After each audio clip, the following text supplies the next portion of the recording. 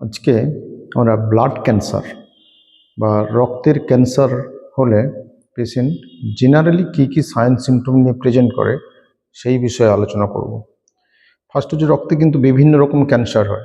Leukaemia হতে পারে, lymphoma হতে পারে, মায়েলোডিসপ্লাস্টিক সিনড্রোম হতে পারে, মাল্টিপল মায়োলোমা হতে পারে এবং others different types of blood cancer হতে পারে।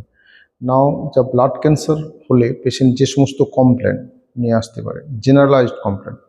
ফার্স্ট হচ্ছে পেশেন্ট একটা কমপ্লেন করতে পারে ওয়েট লস হচ্ছে, কিন্তু পেশেন্ট কোনো ডায়েটিংয়ে নেই বা আনএক্সপ্লেনড ওয়েট লস, যে ওয়েট লসের কোনো এক্সপ্লেনেশন পাওয়া যাচ্ছে না। এবার হচ্ছে ব্রুইশিং, ইজি ব্রুইসিবিলিটি বা ব্লিডিং হচ্ছে স্কিনে বা পায়খানার সঙ্গে বা কাশির সঙ্গে, যেটা হচ্ছে এক্সপ্লেন করা যাচ্ছে না কী কারণে ব্লিডিং হচ্ছে।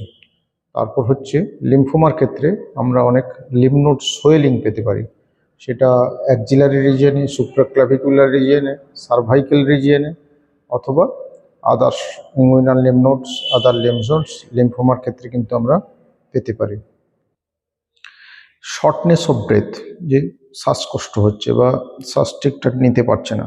নাইট সোয়েট হচ্ছে, রাত্রিবেলা প্রচণ্ড ঘেমে যাচ্ছে।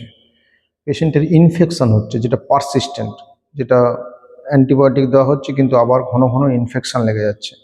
বা আনএক্সপ্লেন ফিভার বা পাইরেক্সিয়া অফ আননোন, র্যাশ বেরিয়ে যাচ্ছে স্কিনে বা ইচি স্কিন বা স্কিনে খুব চুলকাচ্ছে, সেটাও এক্সপ্লেন করা যাচ্ছে না। এবং বোন, জয়েন্ট, অ্যাবডোমেন, এপিগ্যাস্ট্রিক রিজিয়নে প্রচণ্ড টেন্ডারনেস বা পেন হচ্ছে। আর হচ্ছে টায়ার্ডনেস, ইম্পর্টেন্ট হচ্ছে টায়ার্ডনেস, যেটা কোনোভাবেই ঘুমোলে বা রেস্ট নিলেও টায়ার্ডনেস কমছে না। লাস্ট বাট নেক্সট, এবং এটা হচ্ছে কিন্তু এই সিমটম নিয়েই বেশিরভাগ পেশেন্ট প্রেজেন্ট করে, সেটা হচ্ছে প্যালর বা আনএক্সপ্লেনড অ্যানিমিয়া। পেশেন্টের দেখা যাচ্ছে অনেক পেশেন্ট আছে যারা ব্লাড নিচ্ছে কিন্তু ব্লাড লস হয়ে যাচ্ছে, এবং কী কারণে ব্লাড লস হচ্ছে খুঁজে পাওয়া যাচ্ছে না। এবার যদি আপনি একটা আয়রন প্রোফাইল, দ্যাটস মিন হচ্ছে আয়রন ফেরিটিন টিআই বেশি করেন, তখন কিছুটা আন্দাজ পাওয়া যায় যে রক্তের কোনো প্রবলেম হয়েছে কিনা।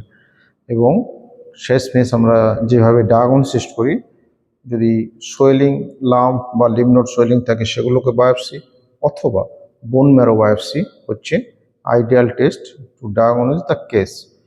সুতরাং যদি ব্লাড ক্যান্সার আপনি সাসপেক্ট করেন, তাহলে যে চারটা মোস্ট ইম্পর্ট্যান্ট পয়েন্টের দিকে আপনাকে লক্ষ্য রাখতে হবে, যে আনএক্সপ্লেনড অ্যানিমিয়া বা প্যালর, যেটা ডায়াগনোসিস করা যাচ্ছে না অন্তত যারা সাধারণ যে সমস্ত রোগ হয়।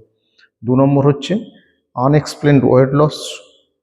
3 নম্বর হচ্ছে রেকারেন্ট ক্রনিক ইনফেকশন বা পারসিস্টেন্ট হাই গ্রেড ফিভার।